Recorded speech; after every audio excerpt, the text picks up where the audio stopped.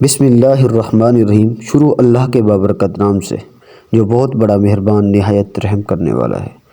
آج بھی ہر روز کی طرح دربار لگا ہوا تھا۔ سلطان صلاح الدین ایوبی رحمۃ اللہ علیہ اپنی نشست پر ایک شان سے برجمان تھے اور رعایا کا مسئلہ اپنے سمجھ سے حل کر رہے تھے۔ ابھی ان کے پاس تقریباً 2 ہی لوگ آ کر اپنا مسئلہ حل کروا کر گئے تھے کہ اچانک ہی ایک عورت دروازہ کھول کر اندر تیزی سے داخل ہوئی۔ سب لوگ اس عورت کو حیرت سے دیکھنے لگے۔ اس کے پیچھے پیچھے 2 سپاہی بھی موجود تھے جو اس عورت کو روک رہے تھے۔ سلطان صلاح الدین ایوبی رحمۃ اللہ علیہ اس منظر کو دیکھ کر حیران تھے کہ یہ عورت کون ہے جو بنا اجازت اور بنا دستک کے اندر آ گئی تھی، لیکن وہ خاموش رہے تھے کیونکہ انہیں معاملے کی سنگینی کا احساس ہو رہا تھا۔ وہ عورت بہت زیادہ پریشان نظر آ رہی تھی۔ وہ سلطان صلاح الدین ایوبی رحمۃ اللہ علیہ کے بہت پاس آ گئی تھی اور ان کے قدموں کے قریب زمین دوز ہو چکی تھی۔ اس کی یہ حالت دیکھ کر پورا دربار ہی ہڑبڑا گیا تھا۔ فوراً ہی اندر سے 2 کنیزیں باہر آ گئی تھی، جبکہ سلطان صلاح الدین ایوبی رحمۃ اللہ علیہ اپنی نشست سے کھڑے ہو گئے تھے اور اس سارے معاملے کو بہت غور سے دیکھ رہے تھے۔ وہ عورت یکدم حواس سے بیگانہ ہو چکی تھی۔ انہیں سمجھ نہیں آ رہا تھا کہ وہ عورت کے ساتھ ایسا کیا معاملہ پیش آ گیا ہے جس کی وجہ سے اس کی حالت ایسے ہو رہی ہے۔ فوراً ہی شاہی طبیب اس عورت کا علاج کروایا گیا اور کچھ ہی دیر بعد اس عورت کی طبیعت کافی بہتر ہو گئی۔ اس لیے وہ اب طبیعت خانے سے سلطان صلاح الدین ایوبی رحمۃ اللہ علیہ میں کی کھڑی ہوئی تھی۔ اس کی حالت کافی غیر ہو گئی تھی۔ ابھی بھی اس کی حالت ٹھیک نہیں تھی، لیکن وہ ہر حال میں سلطان صلاح الدین ایوبی رحمۃ اللہ علیہ سے بات کرنا چاہتی تھی۔ اس وجہ سے فوراً ہی طبیب خانے سے نکل آئی تھی اور سب لوگ حیرت سے اس عورت کو دیکھ رہے تھے کہ ایسی کیا مشکل آ گئی ہے کہ وہ اس حالت میں بھی سلطان سے بات کرنا چاہتی ہے۔ سلطان نے اس عورت کو جانب دیکھا اور کہنے لگے اے عورت، کیا ہوا ہے تمہارے ساتھ اور ایسی حالت تمہارے کیوں ہو رہی ہے؟ تم ہمارے یہاں کیوں نہیں تو لگ رہی، کہاں سے آئی ہو؟ وہ عورت کہنے لگی، جس کی آنکھوں میں بالکل لاش سرخ ہو رہی تھی۔ اس نے سلطان صلاح الدین ایوبی رحمۃ اللہ علیہ کی جانب دیکھا اور روتے ہوئی کہنے لگی، سلطان معظم، میں مصر کی عورت ہوں۔ میں 3 دن سے لگاتار سفر کر رہی تھی۔ میری حالت بہت ناساز ہے۔ میرے پاؤں میں بہت درد ہو رہا ہے۔ مجھ سے کھڑا بھی نہیں ہوا جا رہا، لیکن اس کے باوجود بھی آپ سے ملنے کے لیے خواہش مند تھی، کیونکہ جو مصر میں ہو رہا ہے وہ آپ کو بتانا بہت ضروری ہے۔ سلطان یہ بات سنی تو وہ حیران رہ گئے کہ آخر مصر میں ایسا کیا ہو رہا ہے جو ان کو معلوم نہیں ہے، جبکہ ان کے چھاپہ مار اور جاسوسوں نے ان تک کوئی ایسی خبر نہیں پہنچائی تھی جو حیرت انگیز ہو۔ اس عورت کا بتانے کا انداز ایسا تھا کہ جس سے کوئی بھی بہت بڑی بات ہو گئی ہو، جس کی وجہ سے دربار میں موجود تمام درباری پریشان ہو گئے تھے۔ سب لوگوں کے چہرے سے پریشانی عیاں تھی۔ ایسا ہی حال سلطان صلاح الدین ایوبی رحمۃ اللہ علیہ کا بھی تھا۔ سلطان نے ایک بار پھر کہا، بتاؤ مصر میں کیا ہو رہا ہے؟ ہم تب تک کوئی ایسی خبر تک نہیں پہنچی، جبکہ انہیں چھاپہ مار جاسوسوں پر غصہ بھی آ رہا تھا۔ انہوں نے ابھی تک ان کے پاس کوئی خبر کیوں نہیں پہنچائی؟ وہ عورت کہنے لگی، سلطان معظم، میں جانتی ہوں یہاں موجود کوئی بھی افراد میری بات پر یقین نہیں کرے گا، لیکن اگر آپ چاہیں اپنے طور طریقے بھلے تصدیق کروا سکتے ہیں، میں سچ کہہ رہی ہوں یا جھوٹ۔ سلطان معظم، ہمارے قبیلے میں جو ہماری ملکہ ہیں وہ دیکھنے میں بلا کی حسین ہے۔ ان جیسی عورت پورے قبیلے میں موجود نہیں ہے۔ ان کا بناؤ سنگار، ان کی خوبصورتی کے آگے سب مرد ہی پگھل جاتے ہیں۔ انہوں نے سب مردوں کو اپنے گرویدیدہ بنایا ہوا ہے۔ ہر کوئی ان کی دہلیز پر بیٹھا رہتا ہے۔ میرا شوہر، میرا بیٹا اس کام میں ملوث ہو چکے ہیں۔ وہاں کی اس حسین ملکہ کو مردوں کے ساتھ تعلقات قائم کرنا بے حد پسند ہے۔ جبکہ یہ بات سن کر سلطان صلاح الدین ایوبی رحمۃ اللہ علیہ حیرت سے گنگ ہو گئے۔ وہاں موجود تمام ہی درباری اپنی انگلیاں حیرت سے دانتوں تلے دبا چکے تھے۔ کسی کو بھی اس عورت کی بات پر یقین نہیں آ رہا تھا، کیونکہ ایسا واقعہ تو کبھی سنا ہی نہیں گیا تھا۔ ایسا واقعہ بادشاہوں کے لیے پھر بھی لوگوں نے سنا تھا، لیکن ملکہ ایسا کام کر سکتی ہے، کسی کے ذہن و گمان میں بھی نہیں تھا۔ سب لوگ اس عورت کو عجیب سی نگاہوں سے دیکھ رہے تھے۔ سلطان یہ بات سن کر کہنے لگے، ہمیں یقین نہیں آ رہا، کوئی ملکہ ایسا کام کیسے کر سکتی ہے؟ وہ عورت سلطان کی بات سن کر کہنے لگی، سلطان معظم، میرا یقین کریں، میں جھوٹ نہیں بول رہی ہوں۔ یہ حقیقت ہے، اور ملکہ صرف مردوں کے ساتھ تعلقات ہی نہیں بنا رہی بلکہ ان سب مردوں کو نامرد بھی کر رہی ہے۔ جو ان کے ساتھ ہم بستری کرتا ہے، ان کو اس چیز کا اتنا شوق ہو جاتا ہے کہ وہ کسی کو بھی نہیں چھوڑ رہی۔ بوڑھا ہو، جوان ہو، دھیڑ ہو، عمر ہو، سب کے ساتھ وہ یہ کر رہی ہے۔ اسے اتنا خیال نہیں آ رہا کہ اس قبیلے کے لوگ برباد ہو رہے ہیں۔ اس کے حسین ملکہ نے میرے معصوم سا بچہ جو ابھی کچھ دنوں پہلے ہی بالغ ہوا تھا اس کے ساتھ بھی نہیں چھوڑا۔ اس کے ساتھ ظلم حسین ملکہ یہ کام کر کے میرے 18 سالہ بیٹے کو بھی نامرد کر دیا۔ سلطان معظم وہاں موجود تمام عورتیں اس کی فعل سے پریشان۔ ہم لوگ اپنے مردوں کو مردانگی کھوتے جا رہے ہیں۔ وہاں پر اتنا گھنونا کام ہو رہا ہے کہ جس کو کوئی حد تک نہیں ہے۔ وہ ملکہ اسلام کے بنائے ہوئے اصولوں کو بھول چکی ہے، بس اپنا مزہ لینے کے چکر میں سب کو برباد کرتی جا رہی ہے۔ جبکہ سلطان اس عورت کو شکایت سن کر چکرا گئے۔ وہ مزید کہنے لگی، سلطان معظم میں بہت مشکل سے یہاں پر آئی ہوں کیونکہ اس ملکہ نے سب سے پابندی لگائی ہوئی ہے۔ کوئی بھی قبیلے کا آدمی مصر سے باہر نہیں جائے گا، سب لوگ مصر کے اندر ہی رہیں گے۔ ان لوگوں کو یہ بات بالکل بھی معلوم نہیں ہے کہ مصر سے نکل کر آپ کے پاس کیسے آئی ہوں۔ میرے گھر والے اس بارے میں معلوم نہیں ہے کیونکہ وہ بھی ملکہ کے دروازے پر ہی بیٹھا رہتا ہے۔ جو بھی شخص ملکہ کے پاس جاتا ہے وہ اپنی مردانگی کھو دیتا ہے۔ سلطان نے جب یہ بات سنی تو وہ حیران ہو گیا اور اپنی نشست سے کھڑے ہو کر کہنے لگے، ہمیں یقین نہیں آ رہا کوئی ملکہ ایسے بھی کر سکتی ہے۔ اے عورت، تم پریشان نہ ہو، ہم اس معاملے کا جلد سے جلد حل نکالیں گے۔ تم بے فکر ہو، اپنے ملک واپس لوٹ جاؤ، ہم فوراً اس مسئلے کا حل نکالنے کا کوئی راستہ بناتے ہیں۔ اس عورت کو بھی پکڑتے ہیں جو یہ کام سب مردوں کے ساتھ کر رہی ہے، کیونکہ ہمارے اسلام میں اس بات کی اجازت نہیں ہے کہ اگر وہ یہ کام کر رہی ہے تو اس کو سخت سے سخت سزا ضرور ملے گی، اور اس کو سزا دینے والا کوئی اور نہیں بلکہ میں ہی ہوں گا۔ اور اس عورت نے جب سلطان کی یہ ساری باتیں سنی تو وہ مطمئن ہو گئی اور سلطان کے نام کا نعرہ لگا کر کہنے لگی، سلطان معظم، مجھے آپ سے بس یہی امید تھی، اسی وجہ سے میں ہی اتنی دور چل کر آ گئی، کیونکہ مجھے کسی کا بھی حال اپنے قبیلے کے مردوں کی مردانگی بچانی ہے۔ سلطان صلاح الدین ایوبی رحمۃ اللہ علیہ نے سر اساباد میں ہلایا اور اس عورت کو اپنے سپاہیوں کے ہمراہ مصر واپس روانہ کر دیا، جبکہ وہ خود پریشانی میں مبتلا ہو چکے تھے۔ اس کو ملکہ کو کیسے ٹھیک کیا جائے اور اس بات کو معلوم کیا جائے کہ وہ ایسا کیا کرتی ہے جس کی وجہ سے سارے مرد ہی نامرد ہو جاتے ہیں۔ سلطان صلاح الدین ایوبی رحمۃ اللہ علیہ نے فوراً ہی اپنے سپاہیوں کو حکم دیا کہ شاہی طبیب کو فوراً ہی اس کے مخصوص کمرے میں بلایا جائے۔ ان کا حکم فوراً ہی بجا لایا گیا۔ چند منٹ بعد ہی ان کا شاہی طبیب ان کے پاس مخصوص کمرے میں موجود تھا، جس کے اندر جانے کی اجازت کسی کو بھی نہیں تھی۔ جب سلطان صلاح الدین ایوبی رحمۃ اللہ علیہ نے نہ دیں تو سلطان صلاح الدین ایوبی رحمۃ اللہ علیہ آج ہی اس عورت کے مسئلے کا حل نکالنا چاہتے تھے، لیکن اس سے پہلے وہ اپنے شاہی طبیب سے اس بارے میں بات کرنا چاہتے تھے، کیونکہ وہ ہرگز ایسا ہوتا نہیں دیکھ سکتے تھے کہ ان کی رعایا میں موجود تمام مرد اپنی مردانگی کھو دیں۔ انہیں ہر چیز کا احساس تھا۔ تھوڑی دیر بعد شاہی طبیب 2 سپاہیوں کے ساتھ اس مخصوص کمرے کے پاس آ گئے۔ سلطان صلاح الدین ایوبی رحمۃ اللہ علیہ سے اجازت لے کر جیسے ہی وہ کمرے میں داخل ہوئے تو ان کی نظر سلطان صلاح الدین ایوبی رحمۃ اللہ علیہ پر پڑی۔ وہ کافی اضطرابی کیفیت کا شکار تھے۔ سلطان اپنی مخصوص جگہ پر بیٹھے ہوئے تھے۔ ان کا شاہی طبیب ان کے سامنے آ کر کھڑا ہو گیا اور ادب سے سر جھکا کر ان سے مسئلہ دریافت کرنے لگے۔ سلطان معظم، سب خیر ہے؟ آپ نے اتنی جلد بازی میں مجھے کیوں بلایا؟ ان کی بات سن کر فوراً ہی سلطان صلاح الدین ایوبی رحمۃ اللہ علیہ اپنی سوچوں سے باہر آئے تھے اور شاہی طبیب کو جانب متوجہ کر کے سارے معاملات ان کے گوش گزار کر دیے۔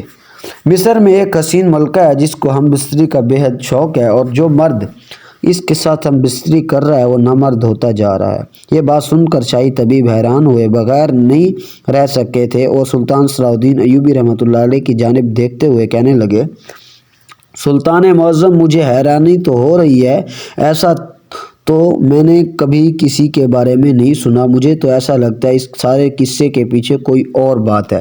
سلطان اپنے شاہی طبیب کی یہ بات سن کر حیران ہو گئے اور کہنے لگے، تمہارے کہنے کا کیا مطلب ہے؟ شاہی طبیب کہنے لگا، سلطان معظم، جان کی امان پاؤ تو عرض کرنا چاہتا ہوں، سلطان صلاح الدین ایوبی رحمۃ اللہ علیہ اس معاملے میں بہت پریشان تھے، اس لیے وہ فوراً ہی کہنے لگے، حکیم صاحب، آپ کو جان کی امان، آپ بے فکر ہو اور سارا معاملہ مجھ سے بول سکتے ہیں۔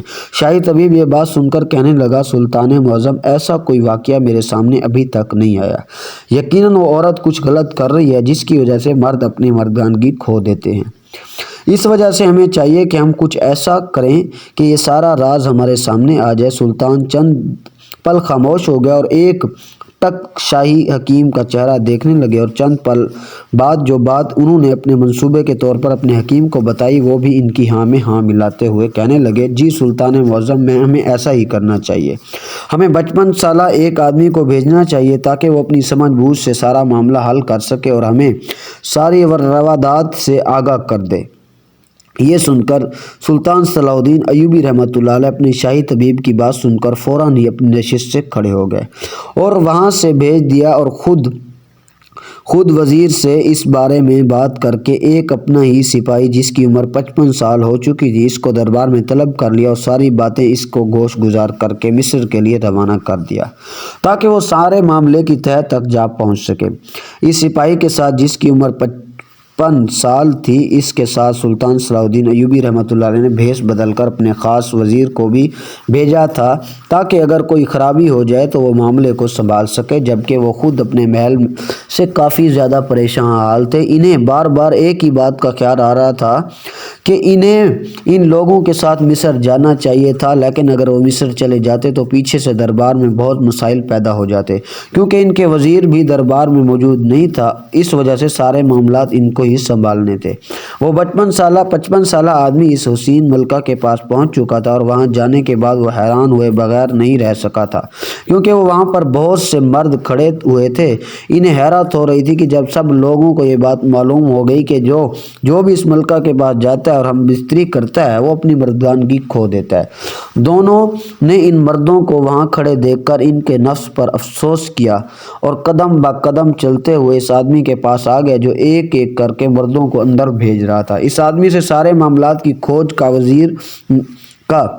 وزیر نکال رہا تھا، لیکن جو بات اس کے چہرے سے پہرے دار نے دونوں کو بتائی تھی وہ ان کے ہوش اڑا گئی۔ ملکہ کے حجرے کے باہر جو اتنے مردوں کی بھیڑ تھی وہ کوئی اور نہیں بلکہ وہی مرد تھے جو ان کے ساتھ ہم بستری کر چکے تھے اور اپنی مردانگی کھو چکے تھے۔ یہ بات سن کر دونوں چہرے پر حیرانگی آ گئی تھی، لیکن وہ لوگ جلد ہی خود پر قابو پا گئے تھے۔ وزیر نے اس پہرے دار کو یہ بات بتائی کہ وہ لوگ نئے ہیں اور بغداد سے آئے ہیں۔ یہ بات سن کر پہرے دار فوراً ہی اندر چلا گیا اور موجود حسین ملکہ کے بارے میں اطلاع کر دی۔ بغداد سے 2 مرد آئے ہیں۔ اطلاع کرنے کی دیر تھی کہ وہ فوراً ان کے سپاہیوں کو اندر بلا لیا گیا۔ جیسے عمر 55 سال کے جبکہ وزیر باہر ٹھہرایا گیا، وہ باہر کھڑا ہو کر اس آدمی کا انتظار کرنے لگا۔ کافی وقت بیت گیا لیکن وہ ابھی تک باہر نہیں آیا تھا۔ وزیر سمجھ چکا تھا کہ وہ آدمی بھی اس حسین ملکہ کو دیکھ کر اپنے نفس پر قابو نہیں رکھ پایا ہوگا، یقیناً اس کے حسن کے آگے گھٹنے ٹیک دیے ہوں گے، لیکن وزیر یہ سوچتے ہوئے بات بھول چکا تھا کہ وہ آدمی کسی اور کا سپاہی نہیں بلکہ سلطان صلاح الدین ایوبی رحمۃ اللہ علیہ کا سپاہی ہے۔ تقریباً وزیر کو وہاں کھڑے ہوئے 1 گھنٹے سے زیادہ کا وقت ہو گیا تھا۔ وہ چلتا اور پہرے دار کے پاس آیا، کسی کو بھی اندر جانے نہیں دے رہا تھا۔ وزیر نے اس آدمی سے دریافت کیا کہ بھائی صاحب مزید کتنا انتظار کرنا پڑے گا؟ وہ آدمی کب باہر آئے گا؟ پہرے دار نے وزیر کو اوپر سے نیچے تک کئی بار دیکھا اور کہنے لگا، تمہیں اس سے کیا مطلب ہے؟ تم ہو کون جو یہاں پر کھڑے ہو کر اس آدمی کا انتظار کر رہے ہو؟ اس پہرے دار کا لہجہ کاٹ دار تھا، جبکہ وزیر خاموشی کے ساتھ پیچھے ہو گیا کیونکہ وہ لوگ اتنی جلد لوگوں کو یہ ظاہر نہیں ہونے دے سکتے تھے کہ وہ لوگ کوئی عام نہیں بلکہ سلطنت کا وزیر دوسرا اندر موجود سپاہی ہے۔ اس لیے وہ خاموشی سے پیچھے ہو گئے کیونکہ انہیں ابھی تک سچائی کا سین بھی معلوم نہیں ہوا تھا۔ وقت اپنی رفتار کے مطابق گزرتا جا رہا تھا اور اندر گئے ہوئے اس آدمی کو تقریباً اب 2 گھنٹے ہونے کو آ گئے تھے۔ اب وزیر کو بے چینی ہو رہی تھی کیونکہ اندر کچھ بھی ہو سکتا تھا۔ انہوں نے پہرے دار کی جانب دیکھا اور اسے حکم دیا کہ اندر والے انداز میں کہا کہ اندر جاؤ، میرے ساتھی کو باہر لے آؤ، ہمیں دیر ہو رہی ہے، ہم لوگ مسافر ہیں، ہمیں جانا ہوگا۔ پہرے دار نے ایک بار پھر وزیر کو جھٹکا اور کہنے لگا، لیکن اس سے پہلے ہی بھیس کے نیچے چھپی ہوئی تلوار وزیر نے باہر نکالی اور اس پہرے دار کی گردن پر رکھ دی اور آنکھیں نکالتے ہوئے کہنے لگے، فوراً ہی اندر چلو۔ ان کا لہجہ یک دم تبدیل ہو چکا تھا، جو کافی دیر سے اپنی آواز تبدیل کر کے بات کر رہے تھے، اب یک دم ہی ایک وزیر کی ٹون میں آ گئے تھے۔ وہ پہرے دار تلوار دیکھ کر یک دم ہی گھبرا گیا تھا۔ گھبراتے ہوئے وزیر کو اندر لے گیا۔ اندر جاتے ان کا دماغ گھوم سا گیا تھا کیونکہ اندر بہت گندی قسم کی شراب کی بو آ رہی تھی۔ ان سے وہاں کھڑا ہونا بھی حال ہو گیا تھا، لیکن وہ وہاں سے پلٹ نہیں سکتے تھے کیونکہ اندر ان کا ایک ساتھی موجود تھا۔ وہ جلد اپنی نظروں کو گھما کر اپنے ساتھی کو تلاش کرنے کی کوشش کر رہے تھے۔ اچانک ان کی نظر کونے پر پڑی۔ وہ وہاں کا ساتھی جن کی عمر 55 سال تھی، وہ آدھ موئی حالت میں الٹے ہوئے پڑے ہوئے تھے، جبکہ وہ حسن کی ملکہ دوسرے کونے میں اپنے چہرے کو میک اپ سے سجا رہی تھی۔ وزیر فوراً ہی گھبرا کر اپنی ساتھی کی جانب بڑھا اور اس کو جھنجھوڑ کر اٹھانے لگا۔ اس حسین ملکہ نے جب اس طریقے سے کسی اور مرد کو اپنے حجرے میں آتے دیکھا تو وہ فوراً ہی لوگوں کی طرف متوجہ ہو گئی اور گرجتی ہوئی اپنے پہرے دار سے کہنے لگی، یہ کون ہے؟ اس طریقے سے یہاں کیوں آیا؟ جبکہ وزیر نے فوراً ہی اسے حسین ملکہ کو بندی بنا لیا تھا اور اپنے ساتھی کو لے کر دربار کی طرف روانہ ہو گئے تھے۔ ان کے ساتھ ان کے کچھ سپاہی بھی بھیس بدل کر آئے تھے جنہوں نے ان کو یہ سفر طے کرنے میں مدد کی تھی۔ سلطان صلاح الدین ایوبی رحمۃ اللہ علیہ بہت بے چینی کے ساتھ اپنے وزیر کی جانب سے کوئی پیغام آنے کا انتظار کر رہے تھے، لیکن وہ یہ نہیں جانتے تھے کہ ان کا وزیر خود ہی آ جائے گا۔ پورے رعایا میں یہ بات آگ کی طرح پھیل چکی تھی کہ وزیر اور ان کے ساتھ گیا ہوا وہ ساتھی جو مصر کا ایک معاملہ حل کرنے گیا تھا، وہ بہت بری حالت میں لوٹے ہیں اور ان کے ساتھ واپسی پر مصر میں موجود ایک قبیلے کی ملکہ ان لوگوں کے ساتھ بندی بنا کر لائی گئی ہے۔ سلطان صلاح الدین ایوبی رحمۃ اللہ علیہ اپنی نشست پر برجمان ہو کر ان لوگوں کو بے چینی سے انتظار کر رہے تھے۔ وزیر اس ملکہ کو بندی بنا کر دربار میں لے آئے تھے۔ وہ بنا کچھ سمجھے موقع دیے بغیر ان کے گھٹنوں کے بل بٹھا دیا۔ سلطان صلاح الدین ایوبی رحمۃ اللہ علیہ اپنے وزیر کی جانب دیکھا اور ان سے دریافت کرنے لگے، ان کے ساتھ بھیجا ہوا سپاہی کہاں پر ہے؟ جبکہ اس کی ملکہ کے چہرے پر ہوائیاں اڑی ہوئی تھی تو اس کو یقین ہی نہیں آ رہا تھا کہ وہ سلطان کے بادشاہ کے سامنے مجرم کی طرح پیش ہے۔ اس کا دل بہت تیزی کی طرف دھڑک رہا تھا۔ اس کے چہرے کا اتار چڑھاؤ انہیں بہت اچھے طریقے سے ساری چیزیں واضح کر چکے تھے۔ جو خبر انہوں نے پھیلائی ہوئی تھی وہ سب غلط تھی۔ اس کے پیچھے بہت بڑا کوئی کام چل رہا تھا۔ وزیر نے ساری باتیں سلطان کے گوش گزار کر دی۔ یہ بھی بتا دیا کہ ان کے ساتھ بھیجا ہوا وہ ساتھی طبیب خانے میں زیر علاج ہے۔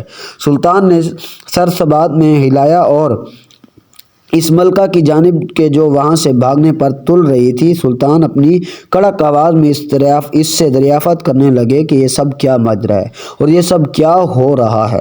وہ سارے ادب و آداب بھول چکی تھی۔ کیا وہ یہ بھول چکی تھی کہ اسلام کے کچھ اصول ہیں؟ جب وہ لڑکی کے خوف سے اب تھر تھر کانپ رہی تھی، سلطان سمجھ چکے تھے یہ کوئی کرپٹ عورت ہے۔ انہوں نے فوراً ہی اپنے سپاہی کو حکم دیا اور اس کی گردن پر تلوار رکھی جائے تاکہ یہ سارا سچ ہمارے سامنے اگل دے۔ اگر انہیں بتاتی تو سر دھڑ سے جدا کر دیا جائے۔ ان کا حکم فوراً ہی بجا لایا گیا اور ایک ہی سپاہی اس کی گردن پر تلوار رکھ دی تھی۔ بس سلطان کا حکم ملنا تھا اور تلوار کا چل جانا تھا، لیکن سلطان ابھی تک خاموش تھے کیونکہ وہ بہت گہری نگاہوں سے اس ملکہ کو دیکھ رہے تھے۔ انہیں امید تھی کہ یہ عورت سب سچ ان کو بتا دے گی اور ایسا ہی ہوا تھا۔ وہ فوراً ہی ہاتھ جوڑتے ہوئے کہنے لگی، سلطان معظم مجھے معاف کر دیں۔ جو آپ لوگ سمجھ رہے ہیں وہ نہیں ہوں۔ میں کوئی ملکہ نہیں ہوں، میں کسی قبیلے کی ملکہ نہیں ہوں، بلکہ مجھے اسلام کے دشمن نے اس کام کے لیے رکھا ہوا ہے۔ اس قبیلے کو ملکہ کو ان کے لوگوں نے ختم کر دیا اور اس کی جگہ مجھے قبیلے کی ملکہ بنا کر بھیجا گیا ہے تاکہ میں لوگوں کو گمراہ کر سکوں اور ان کے لوگوں کو ایسا ایسا ختم کرتی جاؤں۔ میرا ان سب سے کوئی قصور نہیں ہے۔ میری وجہ سے کسی بھی مرد کی مردانگی نہیں گئی، بلکہ ان کی طرف سے دی گئی ایک مشروب کی وجہ سے مردانگی چلی جاتی ہے۔ وہ لوگ جب میرے حجرے کے اندر آتے ہیں، میرے حسن کی تعریف کرتے ہیں، اسی پل میں ان لوگوں کو ایک مشروب پلاتی ہوں اور اس کو پیتے ہی وہ لوگ حواس سے بیگانہ ہو کر ایک کونے میں گر جاتے ہیں۔ اس کے بعد جب انہیں ہوش آتا ہے تو وہ لوگ اپنی مردانگی کھو چکے ہوتے ہیں۔ یہ بات سن کر سلطان صلاح الدین ایوبی رحمۃ اللہ علیہ کہنے لگے، ان سب سے لوگوں کو کیا حاصل ہوا؟ وہ حیران تھے۔ یہ سب سنتے ہی وہ عورت کہنے لگی، سلطان معظم اگر ہم ایسا کریں گے تو اسلام کی مردوں کی تعداد کم ہوتی چلی جائے گی اور لوگوں میں یہ بات پھیل جائے گی کہ مسلمان مرد ایک عورت کے پاس جا کر اپنی مردانگی کھو دیتے ہیں تو سارے جہان میں مسلمانوں کا نام خراب ہو جائے گا، ان کی اکثریت کم ہو جائے گی اور اللہ کا نام لینے والے لوگ بھی بہت کم بچیں گے اور غیر مسلمانوں کی تعداد بڑھ جائے گی، ان کا نام ایک جہاں میں گونجے گا۔